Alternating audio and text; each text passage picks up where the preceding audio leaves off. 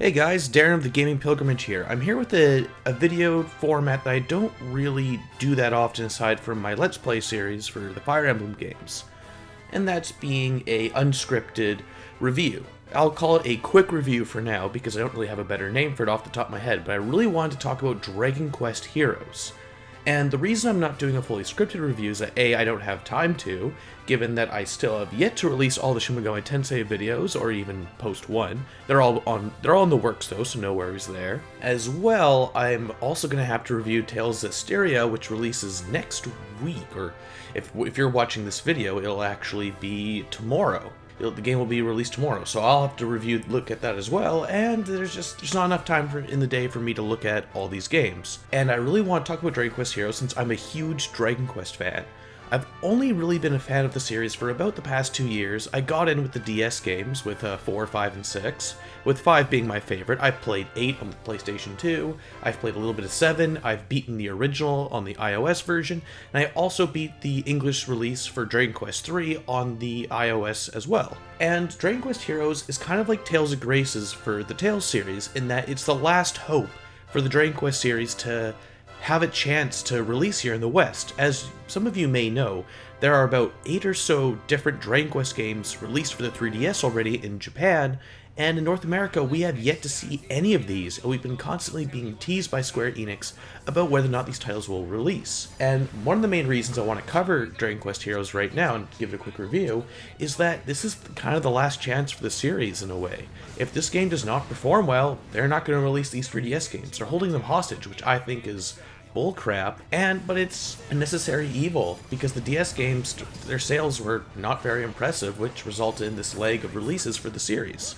So with all that said, let's get into it. Dragon Quest Heroes is developed by Omega Force, which many people will know for their Musou titles for the Dynasty Warriors, the Samurai Warriors. They released Hyrule Warriors recently for the Nintendo Wii, which is really similar in a lot of ways to Dragon Quest Heroes, in that it is a RPG-esque Musou game, where you're fighting hundreds of enemies at once, and most of the combat is doing simple combos repeatedly to kill all the enemies on the screen or to defend certain objectives. Dragon Quest Heroes differs though in that it has a lot of RPG inspiration because of the source material. We'll see this in the way of damage appearing on screen, which you can turn off if you don't like. You'll have to manage magic points as you'll be using different spells and abilities from different games from different heroes, which is probably the main resource management in the game. And you'll also be gaining experience to level up your characters, and you distribute skill points to level up different skills, different attributes, and just in general to make your character stronger. You need to equip them with different weapons, you'll have access to alchemy to forge different accessories for your characters to use, and that's all there. You'll be collecting mini medals, which is a staple of the Dragon Quest series, which is used to unlock new recipes for alchemy, various alchemy ingredients, and even some of the best weapons in the game. With the story itself, you follow 2 original heroes that are both the captain of the guard of this land of the which name I can't even remember because it's so generic, and that's kind of the point of the game. The story it very much embraces the cliches of the Dragon Quest series and RPGs in general, because it's Trope City here. You'll be saving the day for monsters which suddenly turn on humans as they once coexisted, as you see in the intro cutscene, but then they all turn against humans, and humans are very quick to butcher their one-time friends, which I found really off-putting in this series. A lot of the characters say, oh, we have to save the monsters, they're our friends, but yet we kill thousands and thousands of them throughout the game, which is kind of off-putting. Anyway, your original characters include a male and female captain of the guard, which can be named by you. They're both fully voiced with British voice actors in the English version and Japanese seiyus in the Japanese voice option, which they include in the game. And as a whole, I'm going to quickly say that I think, for the most part, the Japanese dub is superior to the English one, and that mainly stems from the fact that the English dub is just a mixed bag. Some characters like Yangus from Dragon Quest VIII sound fantastic and are perfectly cast, and then you have characters like Irina, who's an original character for this game, who's just not that memorable, and her voice acting sounds really flat. As well, the lip syncing for the English dub is not even attempted, so It's a bit distracting there, but that's not really a big issue. They have both options if you want to pursue them.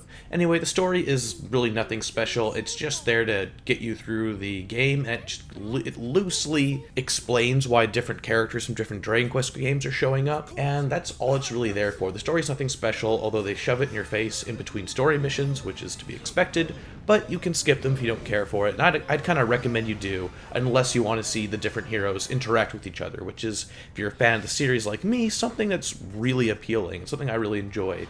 Especially with Yangus and Jessica from Dragon Quest VIII, I really enjoy seeing their banter, or Alina and Kirill from Dragon Quest IV, I really enjoy seeing their back and forth as well. And speaking of the original characters for this game, my biggest issue with Dragon Quest Heroes is that the main 4 heroes they introduce are not that fun to play. They're not boring to play per se, but all their moves are kind of similar to each other. Specifically, the male and female Captain of the Guard, they almost have the exact same moveset with a really similar set of abilities, and it's just not that much fun to play them, especially when you have Terry from Dragon Quest VI, who plays very similar to them, but infinitely more fun, with a much more unique range of abilities, and in general, it's more fun to combo with him. The worst part is you do have to bring the main character, or because as you choose in the beginning of the game if you want to be the male character or the female character, and you have to bring them with you on every single mission. You cannot not bring them, which is probably my biggest issue with the game, because the other characters, the other heroes from different Dragon Quest games are way more fun to play with. I really enjoy each of their movesets. I think they're a lot of fun to bring to different levels, and they're really fun to experiment with. And so I really wish you could just compose a party entirely of them. Hopefully that's something we can see in Dragon Quest Heroes 2, which has already been announced as of this recording. So most of the time you're just going to be hacking and slashing at different monsters, which is great fun because A, there's just hundreds of them on the screen at a time, and the performance of Dragon Quest Heroes is arguably the best I've ever seen in a Musou game, although my knowledge of these titles is very, very limited, primarily being Hyrule Warriors and Samurai Warriors 4, but Dragon Quest Heroes is easily the best performance I've seen of all of them. It runs at 60 frames a second, 1080p, and I've had, with 8 hours or so played, 0 slowdown, including with special attacks, and the screen's absolutely full of enemies, and it's great. That's definitely one of the highlights of the game. It's probably technically the best Musou game, which I think a lot of fans of Musou games in general will most likely enjoy. Having said that, most of the objectives while you're playing are simply to defend different points on the map, or to go and defeat different Maw Keepers, which open up these Maw portals. I can't remember the exact name of them. These different portals that continuously summon monsters, and once you kill the Maw Keeper, the gate will close.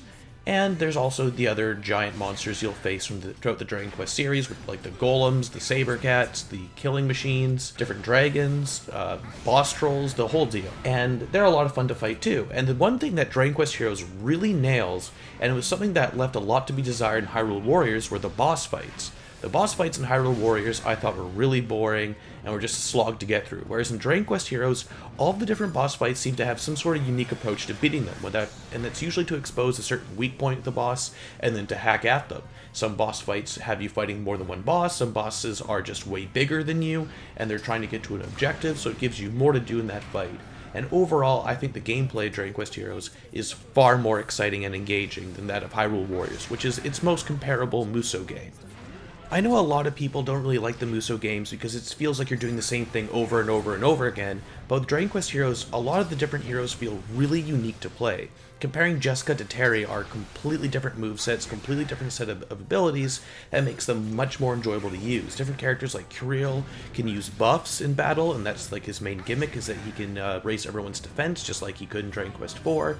You have Jessica, who can heal the party, and who has really devastatingly powerful magic. She can seduct enemies with her sexy beam, straight out of Dragon Quest VIII, and overall, the different heroes play so fundamentally different that it keeps the repetition away, especially since you can bring 4 of them into every battle and switch them on the fly, which is incredibly enjoyable.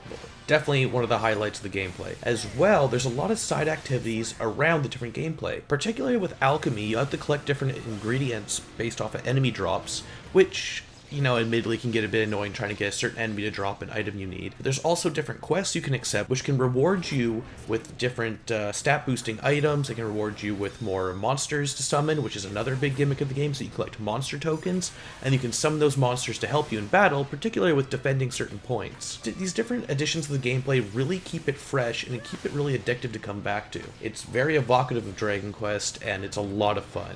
Easily, from a gameplay standpoint, my favorite Musou game of the 3 that I have played.